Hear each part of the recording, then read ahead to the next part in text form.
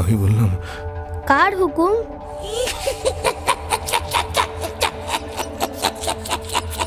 উত্তর না দিয়ে সে খিলখিল করে হেসে উঠল।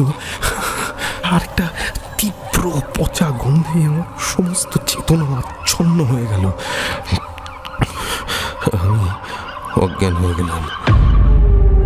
মহেন্দ্র মুহূর্তের মধ্যে বিনোদিনীর হাত চেপে ধরে রুদ্ধ সজল স্বরে বলল, যদি তাতে আমার আসে যায় তবে তুমি থাকবে? অপ্রস্তুত আশা মহেন্দ্রকে চিঠি লেখে এবং জানায় মহেন্দ্র যেন তাড়াতাড়ি এসে আশাকে নিয়ে যায়। কমল গুহর পায়ে বল, আয় দেখি কেড়ে নে। দুজন এগিয়ে এলো চ্যালেঞ্জ করতে। হঠাৎ গতি বাড়িয়ে কমল দুজনের মধ্যে দিয়ে পিছলে এগিয়ে গেল। ভুবনেশ্বরী দেবী বিস্ফারিত চোখে দেখলেন পাঞ্জাটা দৌড়ে যাচ্ছে। তার এক রত্তি বুকের পাঁজরের গলা লক্ষ্য করে তিনি আর্তনাদ করে ঝাঁপিয়ে পড়লেন তার সন্তানের সামনে ঢাল হয়ে।